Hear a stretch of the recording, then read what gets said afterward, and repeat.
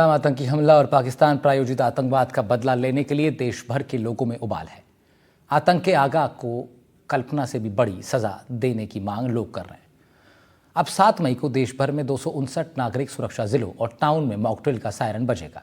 दूसरी ओर भारत पाक बॉर्डर पर भारतीय वायुसेना युद्धाभ्यास करेगी। नोटिस टू एयरमैन यानी नोटैम भी जारी कर दिया गया है। भारतीय युद्धाभ्यास से सरहद थर्राएगी, दुश्मन के दिल कांपेंगे। मॉक ड्रिल में ब्लैकआउट भी होगा। एयर रेड से बचने के लिए ट्रेनिंग भी दी जाएगी। 28 सिविल डिफेंस जिले और टाउन में मॉक ड्रिल होना तय किया गया है। ये युद्ध की तैयारियों का सायरन है। युद्ध के लिए भारत के लोगों को मानसिक रूप से तैयार किया जाएगा। जंग में अपनाई जाने वाली ट्रेनिंग मिलेगी। युद्ध की स्थिति में कैसे और क्या करें, हमले से खुद को कैसे बचाएं, सेना, पुलिस, आपदा राहत, नागरिक सुरक्षा कर्मी और प्रशासन के ट्रेनर्स लोगों को बताएंगे। स्कूल कॉलेजों में घंटी बजाकर बच्चों को सुरक्षित जगह शरण लेने, एग्जिट प्लान भी समझाया जा सकता है। घरों में, हाउसिंग सोसाइटीज़ में, कारखानों में किस तरह से हवाई हमले से बचना है, युद्ध के हालातों में किस तरह जीना है, जानकारी पूरी दी जाएगी। मॉक ड्रिल में जिला अधिकारियों से लेकर civil defence warden, home guards प्रमुख, एनसीसी, एनएसएस के स्टूडेंट्स भी मौके पर रहेंगे, हिस्सा लेंगे। इस मॉक ड्रिल से पहले मुख्य सचिव ने एक उच्च स्तरीय बैठक बुलाई और तमाम तैयारियों का जायजा लिया। प्रदेश के गृह राज्य मंत्री जवाहर सिंह बेढम का बयान आया, कहा कि पहलगाम हमले की घटना में जो उन्होंने जान गंवाई है उनका बदला लिया जाएगा। इधर सीएम भजनलाल शर्मा राजस्थान में होने वाली इस मॉक ड्रिल को खुद मॉनिटर करेंगे। भारत पाक बॉर्डर पर हमारी फोर्सेज मुस्तैद हैं, जवाब देने के लिए तैयार। रणनीतिक रूप से कितनी महत्वपूर्ण है ये मॉक ड्रिल? आज सबसे बड़े मुद्दे में देश के बदले की बारी, युद्ध स्तर की तैयारी।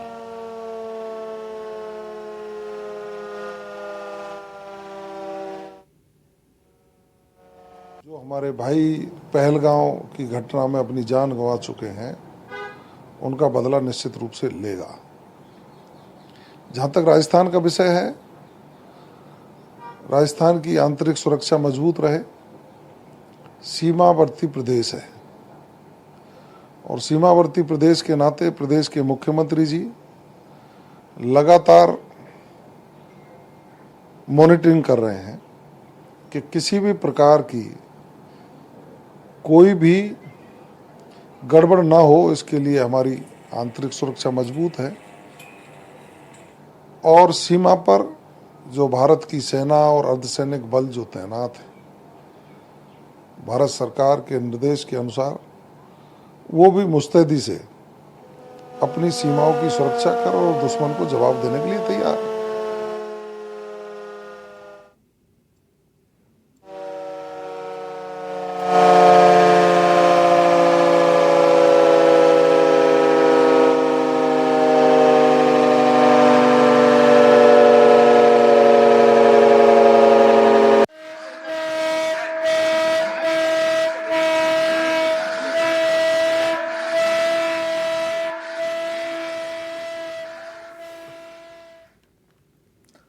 सायरन सुना आपने, इस तरह की आवाज़ आएगी आपके कानों में कल जब मॉक ड्रिल होगी। सवाल हैं और स्थिति गंभीर है। मेजर जनरल रिटायर्ड अनुज माथुर साहब हमारे साथ जुड़ रहे हैं, सैन्य रणनीतिकार हैं आप। Major general retired PK Sehgal साहब जुड़ रहे हैं, रक्षा विशेषज्ञ हैं। और lieutenant colonel retired Shubhankar Mishra, पूर्व आर्मी ट्रेनर रहे हैं आप तीनों लोग का बहुत बहुत स्वागत कर रहा हूँ sir. It's an honour to host you people.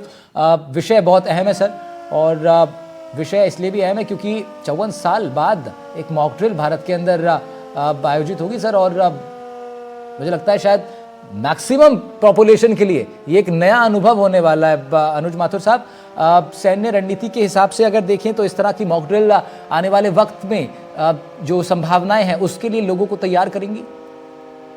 बिल्कुल बिल्कुल, आप जो कह रहे हैं बिल्कुल सही कह रहे हैं, लेकिन मैं आपके प्रश्न का उत्तर दूं उसके पहले मैं एक बात आपके दर्शकों को आपके माध्यम से समझा देना चाहता हूं, और वो बात उनको बहुत अच्छे से समझने की है। और हर चैनल पे लगभग हर जगह यही बात हो रही है कि ये कोई पैनिक सिचुएशन नहीं है।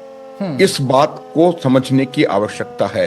और ये पैनिक सिचुएशन नहीं है, ऐसा नहीं है कि युद्ध होने की संभावना है इस वजह से हम ये काम कर रहे हैं। देखिए, जब भी युद्ध होता है उसके पहले बहुत क्लियर बैटल इंडिकेशंस आते हैं, और उन बैटल इंडिकेशंस में से मुझे नहीं लगता कोई भी किसी को भी अभी नजर आ रहा है। तो मेरा ये मानना है कि ये एक आपको आपका के कर्तव्यों और आपके जो जो आप किस प्रकार से, अगर इस प्रकार की परिस्थिति उत्पन्न होती है तो किस प्रकार से आप अपने आप को, अपने वाइटल इंस्टॉलेशंस को, अपने जो जो routes of lines of communications हैं उनको, जो लॉजिस्टिक्स कम्युनिकेशन चेन्स हैं उनको बचा सकते हैं और उनको बचाने में प्रशासन की मदद कर सकते हैं।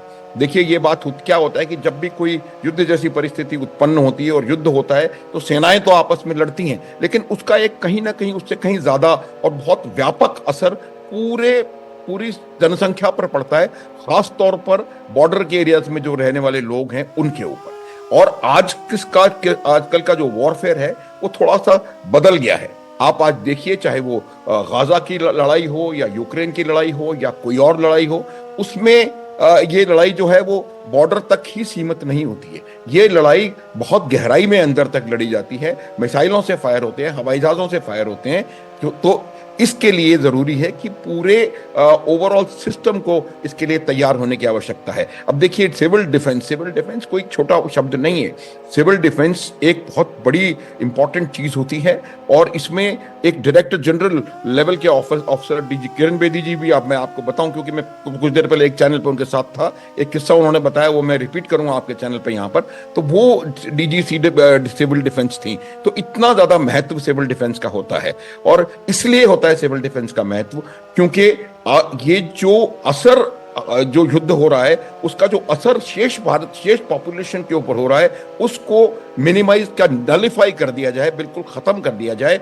और किस प्रकार से हम अपने जो सैन्य साजो सामान की जो मूवमेंट है या जो उनको आगे ले जाने का तरीका है, किस प्रकार से उसको हम यकीनी तौर पर आगे ले जाते रहें। देखिए क्या होता है, मॉक ड्रिल का क्या अर्थ है, एक सेकंड और दीजिए प्लीज। मॉक ड्रिल का अर्थ यही है कि हम वो जो तमाम कार्रवाइयां करने की हैं, कैसे आप अपने आप को बचाएंगे, किसके साथ आप कम्युनिकेट करेंगे, क्या आपके पास सिस्टम है। अगर आप कोई गड़बड़ चीज देखते हैं, देखिए भारतवर्ष में एक जो इकोसिस्टम पाकिस्तान का है, स्लीपर सेल्स का उन्होंने एक बहुत जबरदस्त इंफ्रास्ट्रक्चर बनाया हुआ है, वो सब अगर युद्ध हुआ तो वो सब एक्शन में आ जाएगा। तो उसको आइडेंटिफाई करना, कोई भी अनयूजुअल एक्टिविटी आपको नजर आती है उसकी खबर देना, कि ये तमाम चीजें धीरे धीरे लोगों के जहन में ये बिहेवियर आए, शायद इसी की तैयारी है। मैं अगले पैनलिस्ट पे जाऊं उससे पहले आपको बता दूं कि हमारे साथ अब सुरजीत सिंह गुलेरिया साहब भी जुड़ रहे हैं। आप आईजी हैं रिटायर्ड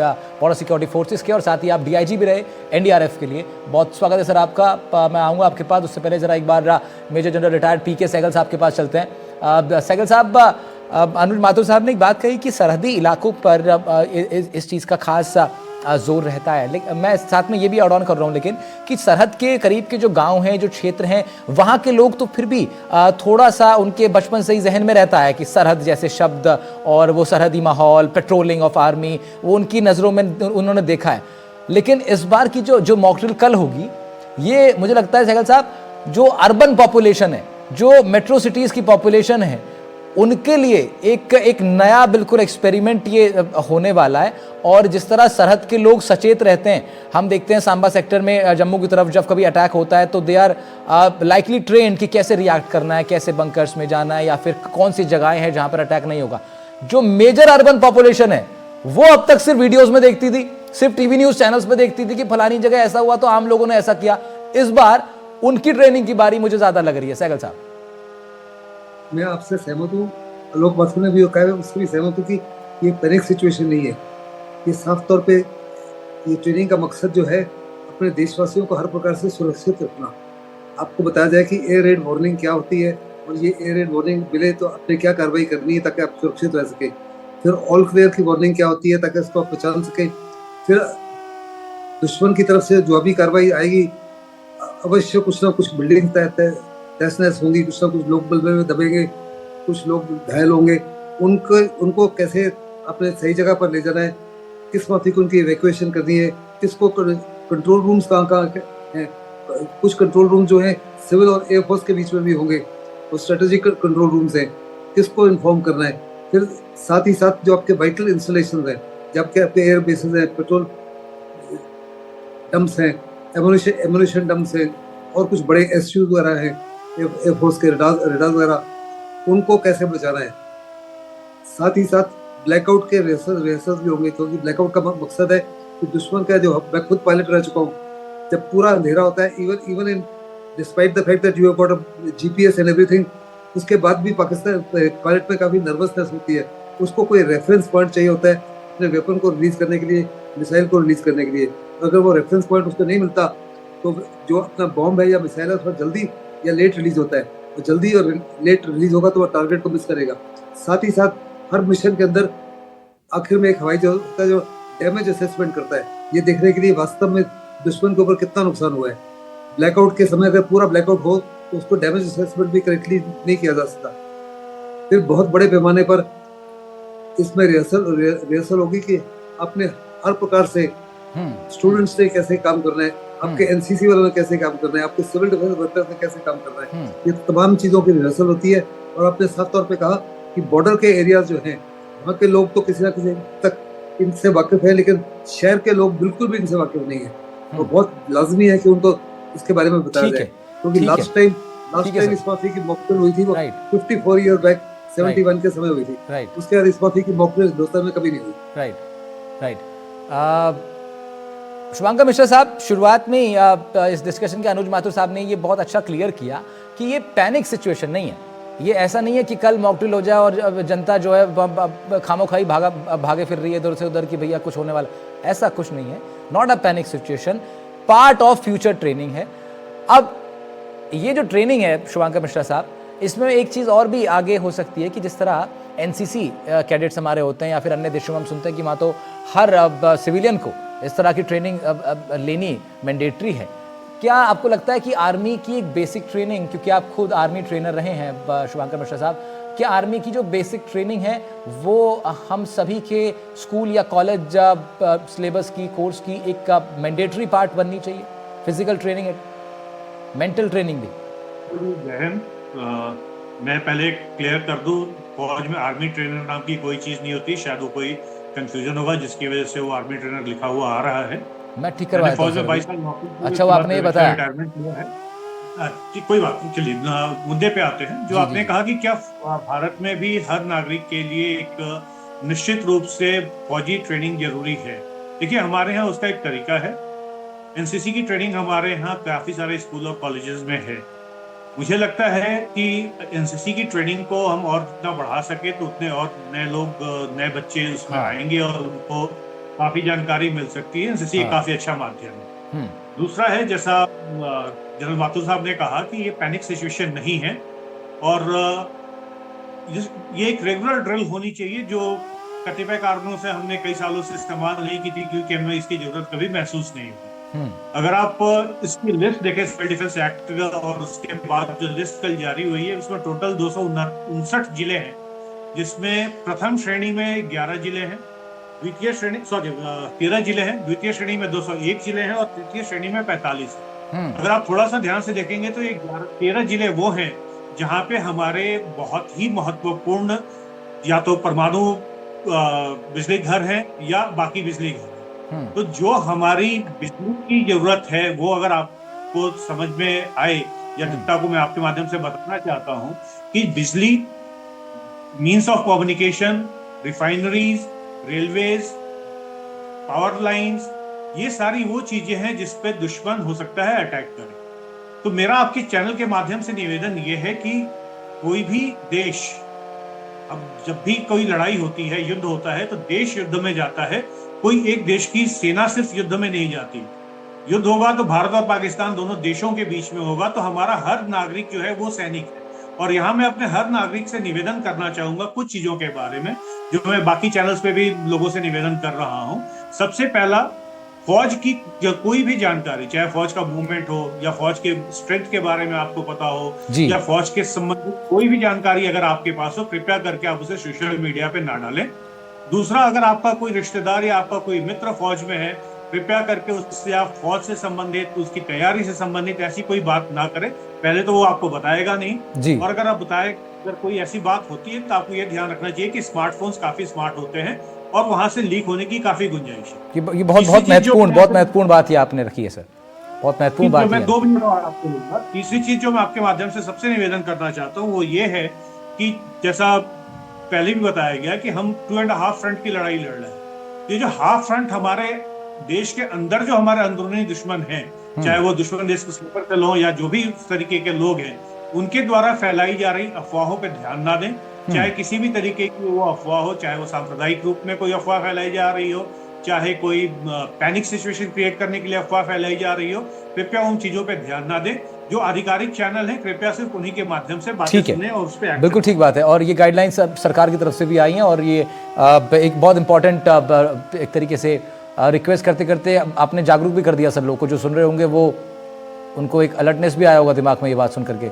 सुरजीत सिंह गुलेरिया साहब हमारे साथ हैं, आप एनडीआरएफ में क्योंकि पूर्व डीआईजी रहे, इसलिए गुलेरिया साहब मैं आपसे यहीं से जानना चाहूँगा कि ऐसे ही मॉक ड्रिल्स के अंदर जो कल होने वाली है या फिर अगर संभावित ऐसी कभी सिचुएशन आने वाले वक्त में होती है, एनडीआरएफ किस तरीके से योजनाबद्ध ढंग से क्या कुछ उस वक्त अपनी गतिविधियों को अंजाम देता है, क्या एक्शन और खुद एनडीआरएफ का क्या मोडस ऑपरेंडी रहता है इस तरह की सिचुएशंस में? पहले तो मैं ये क्लियर कर देना चाहता हूं कि भारतीय समाज के लिए ये मॉक ड्रिल जो है ये कोई नया शब्द नहीं है, या ये मॉक ड्रिल कई सालों के बाद हो रही है। वो ऐसा माना जा सकता है कि जो युद्ध के जो हालात हैं उसको मद्देनजर रखते हुए ये मॉक ड्रिल कल हो रही है। अदरवाइज जनरल मॉक ड्रिल जो है हमारे स्कूलों में, हमारी सोसाइटी में, चाहे वो अर्थक्वेक से रिलेटेड हो, चाहे फायर से रिलेटेड हो, चाहे फ्लड से रिलेटेड हो, ये it is a very common phenomena जो कि हमारे पूरे भारत में हर राज्य में कहीं ना कहीं किसी न किसी तरह की मॉक ड्रिल जो है वो चलती रहती है, चाहे वो एनडीएमए की तरफ से हो, चाहे नेशनल डिजास्टर रिस्पांस फोर्स की तरफ से हो, आजकल तो स्टेट डिजास्टर रिस्पांस फोर्सेज हैं उनकी तरफ से मॉक ड्रिल होती है, फायर डिपार्टमेंट है उनकी तरफ से मॉक ड्रिल्स होती है। लेकिन वो मॉक ड्रिल्स जो है वो पार्टिकुलर किस्म के डिजास्टर से रिलेटेड हुआ करती हैं। लेकिन ये जो परिस्थितियां बनी हैं दोनों देशों के बीच में, युद्ध के हालात बने हुए हैं, ये कल वाली जो मॉक ड्रिल है ये उससे रिलेटेड है। और इसमें मैं दो चीजों को डिस्टिंग्विश करना चाहूंगा कि ये मॉक ड्रिल तो सिर्फ इस बात की है कल कि हमारे देश के जो नागरिक हैं, अगर जो हमारे सिटीज हैं, अर्बन एरियाज हैं, अगर उसके ऊपर दुश्मन का कोई अटैक मिसाइल गिरती है या शेल गिरता है या कोई उनके एयरक्राफ्ट यहाँ तक पहुंचने की कोशिश करते हैं, वैसे तो इन सबको हमारी आर्म्ड फोर्सेज जो है, हमारी एयरफोर्स जो है बॉर्डर के ऊपर ही इनको गिरा देगी। लेकिन अगर फिर भी अगर ऐसा कोई इंस्टेंस होता है कि हमारे बड़े बड़े शहरों में अगर ये इस तरह का कोई स्ट्राइक होता है तो उसमें हम अपने आप को, हमारे जो नागरिक हैं वो कैसे बचा सकें, ये मॉक ड्रिल का उद्देश्य जो है कल वाला जो है वो उसके प्रति है। एयर स्ट्राइक से हमें कैसे बचना है।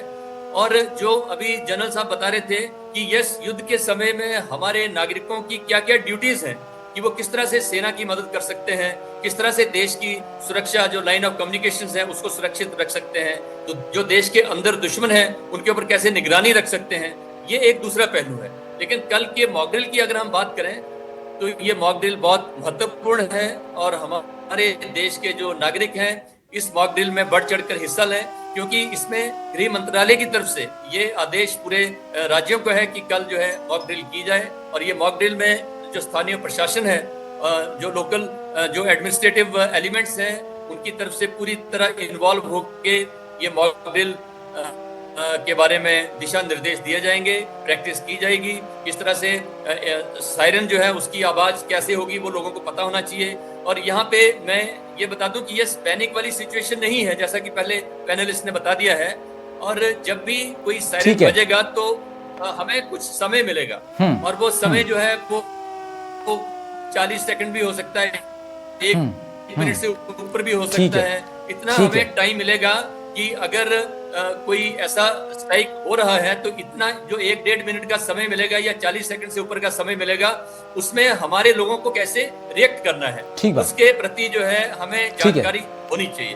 अब ये जब इस तरह की बात होगी तो जो हमारे बड़े बड़े जो वाइटल इंस्टॉलेशंस हैं, वाइटल एरियाज हैं, या हमारे जो अर्बन एरिया में मल्टी स्टोरीज बिल्डिंग्स हैं, अगर उनको कोई टारगेट करता है तो उस समय हमारे जो देश के नागरिक हैं उन्होंने अपना बचाव कैसे करना है, ये मॉक ड्रिल कल वाली जो है उसके ऊपर उसका ये उद्देश्य रहने वाला। बिल्कुल ठीक कह रहे हैं आप। अनुज माथुर साहब, अगर सिचुएशन में बात करें तो लोग कयास लगा रहे हैं, अक्सर लोग हमसे भी पूछते हैं कि भाई आप लोग न्यूज़ में सेंटर में ज़रा बताइए युद्ध होगा नहीं होगा, क्या कुछ किस तरीके से भारत रिएक्ट करेगा, भारत की डिफेंस फोर्सेस क्या तैयारी कर रही हैं, आपका निजी आकलन क्या कहता है मौजूदा वक्त में जब भारत एक बड़ी इकोनॉमिक पावर बनने की ओर अग्रसर है विश्व में, ऐसे में इस तरह की घटना को अंजाम देकर भारतीय सुरक्षा बलों को उकसाने का एक बड़ा प्रयास, इसको किस ढंग से भारत टैकल करने वाला है अपने एक्शन से आपके हिसाब से? राहुल देखिए, जब भी युद्ध होता है वो 3 फ्रंट्स पे साइमल्टेनियसली लड़ा जाता है और वो फ्रंट्स हैं इकोनॉमिक फ्रंट, इंफॉर्मेशन वॉरफेयर या मीडिया वॉरफेयर या साइबर वॉरफेयर वो फ्रंट, और तीसरा होता है फिजिकल वॉर। फिजिकल वॉर मतलब the kinetic utilization of military armed forces. देखिए, नहीं, 3 आपने कौन कौन से बताया सर? एक तो इकोनॉमिकल फ्रंट, पहला है इकोनॉमिक वॉरफेयर, दूसरा इंफॉर्मेशन वॉरफेयर या जिसको साइकोलॉजिकल वॉरफेयर कह सकते हैं, वो साइकोलॉजिकल वॉरफेयर है, और तीसरा जो काइनेटिक वॉरफेयर है जिसमें कि आप फिजिकली जाकर के अपने सेनाओं के माध्यम से दुश्मन पर आघात करते हैं। तो आपके प्रश्न का आधा उत्तर तो यह है कि युद्ध प्रारंभ हो चुका है। इकोनॉमिक वॉरफेयर जिस प्रकार का पाकिस्तान के ऊपर लॉन्च किया जा चुका है, चाहे वो सिंधु घाटी की सिंधु रिवर की इंडस वाटर ट्रीटी का सस्पेंशन हो, या ट्रेड बंद करना हो, या सारे अटारी वाघा और तमाम बॉर्डर्स को बंद करना हो, या अपने पोर्ट्स का बंद करना हो, या पोस्टल और कुरियर सर्विस का बंद करना हो, देखिए इन तमाम चीजों का पाकिस्तान की अर्थव्यवस्था पर बहुत गहरा असर पड़ने वाला है। ये कहा जाता है सेना में, वॉरफेयर में, किसी भी वॉर में या किसी भी युद्ध लड़ाई में, बच्चों की लड़ाई में भी ये बात कि you must strike at the place where it hurts most. Pakistan की आज सबसे कमजोर कड़ी उनकी अर्थव्यवस्था है। पाकिस्तान को 24 बार आईएमएफ ने बेल आउट किया है। बेल आउट का अर्थ होता है कि जब आपकी अर्थव्यवस्था पूर्णतया चरमरा जाती है तो आपको उस अवस्था से उबारने के लिए जो लोन दिया जाता है उसे बेल आउट कहते हैं। तो ये बेल आउट, तो उनकी अर्थव्यवस्था चरमराई हुई है, और जो भी प्रहार उनकी अर्थव्यवस्था पर होगा वो सबसे ज्यादा आघात करेगा, और वो शुरू हो चुका है, और वो आघात नजर आ रहा है। और वो नजर कैसे आ रहा है कि जिस प्रकार का डिस्प्रपोर्शनेट रिएक्शन पाकिस्तान ने किया है, वो रिएक्शन इसी आघात का असर है, और उससे फर्दर आघात, मेरे को जो कुछ आंकड़ों के अनुसार 7-8 हजार करोड़ रुपए वो पिछले 10 दिनों में ऑलरेडी सिर्फ सेना के मूवमेंट में, जहाज इधर करना, वो उधर करना, वो उधर करना में खर्च कर चुके हैं। ऑलरेडी फ्रेजाइल इकोनॉमी जो है फर्दर डाउन हो रही है। तो ये बात है। तो जहां तक सवाल इस प्रकार के वो प्रारंभ इकोनॉमिक वॉर फ्रंट पर भारत ने अपना दाव चलने शुरू कर दिए हैं। और पीके सहगल साहब, मैं आपसे वाइंड अप कमेंट लेना चाहूंगा, इसलिए लास्ट में आऊंगा आपके पास। शुभांकर जी के पास जा रहा हूं। शुभांकर सर, काइनेटिक वॉरफेयर में क्या संभावनाएं उभर के आ रही हैं? हालांकि कयास ही लगाए जा सकते हैं, लेकिन फिर भी क्योंकि लोग हमेशा जानने के लिए इच्छुक रहते हैं कि भारतीय सेना क्या क्या एक्शन देखने को मिल सकता है। राहुल जी, मेरा मानना यह है कि इसको ना ही डिस्कस करें तो बेहतर है, क्योंकि फौज छोड़े हुए हमें काफी समय हो गया। फौज में क्या हो रहा है हम में से किसी को नहीं पता। मैं वही कह रहा था कि कयास ही लगाए जा सकते हैं इसको लेकर। जो लोग ग्राउंड पे हैं, जो अपना काम कर रहे हैं, अपने काम को बखूबी निभाना जानते हैं, और इस बारे में कोई भी बात करना एक तरीके से अफवाह की ही श्रेणी में माना जाए। जहां तक काइनेटिक वॉर को छोड़ के बाकी सारी चीजों की बात करें, जो कि अभी माथुर सर ने जैसा कहा आईएमएफ से बेल आउट करने के लिए, तो आपको ध्यान होगा कि 2 या 3 दिन पहले ही भारत ने अपना मेंबर आईएमएफ से विड्रॉ कर लिया, और सिर्फ इसलिए विड्रॉ किया कि पाकिस्तान को लोन देने के लिए फुल हाउस चाहिए होता था। तो अब चूंकि वहां पे फुल मेंबरशिप नहीं है आईएमएफ में, तो पाकिस्तान इस बार बेल आउट नहीं हो पाएगा। इस तरीके के कई ऐसे कदम हैं जो कि पूर्ण वॉर से भी ज्यादा खतरनाक हैं। कैसे हैं आपको मैं बताता हूँ। किसी भी लड़ाई का एक उद्देश्य होता है। पाकिस्तान के साथ लड़ाई का हमारा नेशनल एम ये है कि पाकिस्तान की मिलिट्री और इकोनॉमिक कैपेबिलिटीज को हम इतना कम कर दें कि पाकिस्तान किसी भी सूरत में हमारे खिलाफ आतंकवादी गतिविधि या कन्वेंशनल वॉर की ना सोचे। जरूरी नहीं है कि इसके लिए हम सेनाएं लेके जाए। अगर ये काम बिना सेना लिए गए या बाद में कभी छोटे मौके पे सेना का इस्तेमाल करके हो जाता है। देखिए, आज पाकिस्तान की जो फॉरेन करेंसी रिजर्व है सिर्फ 14 बिलियन है, और अगर 1 बिलियन उसको रोज खर्च करना पड़ जाए तो 14 दिन में पाकिस्तान खत्म। आपको याद होगा यही स्थिति हमारे देश में 91 में हुई थी, जब हमें अपना सोना बाहर ले जाके गिरवी रखना पड़ा था क्योंकि हमारा फॉरेन रिजर्व खत्म हो गया। मैं सिर्फ ये पैरेलल्स इसलिए दे रहा हूं क्योंकि आपके दर्शकों को समझ में आए कि उस 14 बिलियन के खत्म होने में ज्यादा समय नहीं है। तो हमारा ध्येय ये है कि हम पाकिस्तान की वॉर मशीनरी और पाकिस्तान की इकोनॉमिक कंडीशन को इतना खराब कर दें कि वो ट्रिपल हो जाए। ठीक है, ये बिल्कुल आपने दोनों लोगों ने ये बात बहुत ठीक कही है कि अलग अलग फ्रंट से वॉर्स होती हैं, और निश्चित रूप से अब शुभांकर जी ने जो कहा कि अब डिफेंस फोर्सेस ग्राउंड पर किस तरीके से क्या एक्शन ले सकती हैं, इस पर चर्चा ना की जाए, बल्कि ये विश्वास रखा जाए कि जो भी एक्शन अगर होगा या जिस भी ढंग से होगा, डायरेक्टली होगा, इनडायरेक्टली होगा, जो भी तरीका हमारी फोर्सेज इख्तियार करेंगी, जो हमारे इंटेलेक्चुअल माइंड्स हैं, जो डिफेंस माइंड्स हैं, वो जो तरीका इख्तियार करेंगे वो अपने आप में कारगर तरीका होगा। गुलेरिया साहब, 1 मिनट है मेरे पास आपसे ये कमेंट लेने के लिए कि एनडीआरएफ को हम देखते हैं कि हमेशा आपातकालीन स्थितियों में आपके जवान तैयार रहते हैं, काम करते हैं। लोगों के लिए आपका एक संदेश मैं चाहता हूं कि खुद किस तरीके से लोग प्रिपेयर हो सकते हैं इस तरह की स्थितियों के लिए।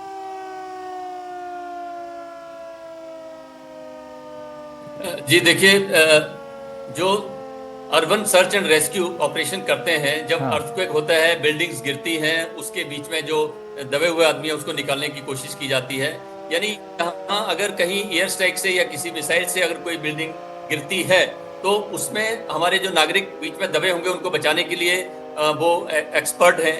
इसके अलावा अगर in case severe and emergency किस्म की सिचुएशन होती है, तब फिर पब्लिक को ये भी ध्यान रखना पड़ेगा कि खुद वो किस तरीके से सब लोग सामाजिक अलर्टनेस का ध्यान रखते हुए एक दूसरे की मदद करें। पीके सहगल साहब, आपका वाइंड अप कमेंट आज के विषय पर।